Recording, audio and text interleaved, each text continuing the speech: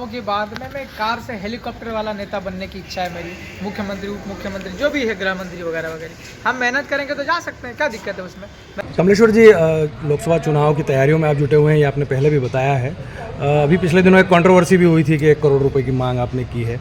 तो मतलब कहीं ना कहीं ये बताया जा रहा है कि लोकसभा चुनाव लड़ने के लिए या आपको चुनाव लड़ना है, इसलिए आपको जो है फंड रेज करने के लिए आप जो है लगातार व्यापारियों पे और इन पे टारगेट कर रहे हैं, या फिर उनसे जो है पैसा उगाही के लिए। देखिए, एक विधायक या सांसद या कोई और प्रतिनिधि क्यों ना हो, अवैध काम करवाने वाले लोग, अवैध काम करने वाले लोग विधायकों और सांसदों के पास पैसा लेके जाते हैं, पैसा देकर के और अवैध काम करवाते रहते हैं। मेरे पास भी आते ही रहते हैं। आप तो केवल एक सुन रहे हो, लेकिन मेरे पास एक दिन में कम से कम 2-3 आदमी ऐसे आ जाते हैं। कोई दारू वाला है, कोई खनन वाला है ना, गिट्टी मिट्टी वाला है, कोई अवैध डॉक्टर है, फर्जी वाला छा बंगाली है ना, इस टाइप कोई व्यापारी क्यों ना हो, है ना, फर्जी तरीके से ऐसे फ्रॉड काम करने वाले लोग विधायकों के और सांसदों के लगातार संपर्क करते रहते हैं।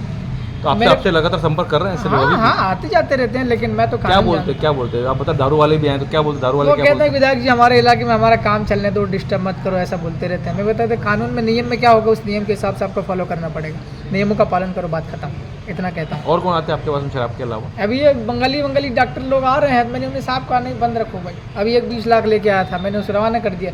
तो 1 करोड़ रुपया देगा तो भी तेरा काम धंधा मैं नहीं चलने दूंगा। और कौन आ रहा है इसके अलावा? कौन आ रहा है आपके पास में अभी? इसके अलावा तो ये दारू वारू वाले भी आते हैं, लेकिन वो कह रहे हैं कि हमारा बता, मैं कहा था ना पहले भी, अवैध तरीके से सप्लाई करते हैं गाँव में जा करके।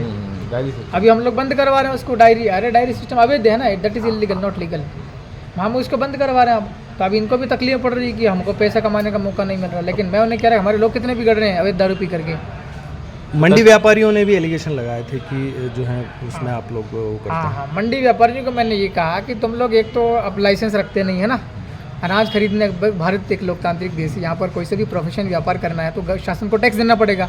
और टैक्स का पैसा बचाने के लिए व्यापारी लोग लाइसेंस नहीं लेते हैं। मैंने कहा आप लोग लाइसेंस भी लो और मंडी में खरीदारी करने आओ, नियमों का पालन करो। आप अगर मान लीजिए व्यापारी हैं, आप अगर पत्रकारिता छोड़कर व्यापार करते हैं, आप कपास खरीदने का या कुछ भी अनाज खरीदने का, तो आपको जो नियमों का पालन करने के लिए आपको क्या करना पड़ेगा, किसानों के रिकॉर्ड आपको रखने होंगे। किसानों का जो माल है, उपज, उसको सही से तोलना होगा। उसका जो वाजिब दाम है जो तय होता है, राइट, वो दाम आपको देना पड़ेगा। ये सब चीज़ें करते नहीं। फिर मैं इनको कहता हूँ नियमों का पालन करो, तो ये कहते हैं विधायक तो हमसे पैसे मांगने के लिए ऐसी सब चीज़ें कर रहा, ऐसा कहते हैं ये लोग। तो ये तो चाहे तो रोज़ हर पल हर मिनट कह सकते हैं विधायक पैसा मांग रही है क्यों, लेकिन मैं हर पल हर मिनट अवैध काम के खिलाफ मैं बोलता रहूँगा, संघर्ष करता रहूँगा। अवैध धंधे मेरे इलाके में नहीं। हम जैसे मान लो मैं अभी जीता हूँ, है ना, आप इसको भारत आदिवासी पार्टी कह दो या इंडिपेंडेंट कह दो, बात तो एक ही है, क्योंकि हम बड़ी पार्टी से नहीं है। मगर हम लोग अगर लोकसभा पहुँच जाते हैं तो वहाँ सपोर्ट, क्योंकि हम तो अपना अलग स्टैंड है, तीसरा मोर्चा है। अगर भील प्रदेश नया राज्य की हम लोग मांग कर रहे हैं, कई पुरानी मांग है, इसके ऊपर में अगर कोई कार्रवाई करने के ऊपर बातचीत करते हैं तो हम जीत करके और वो जो है वो दिल्ली में ही बातचीत कर सकते हैं।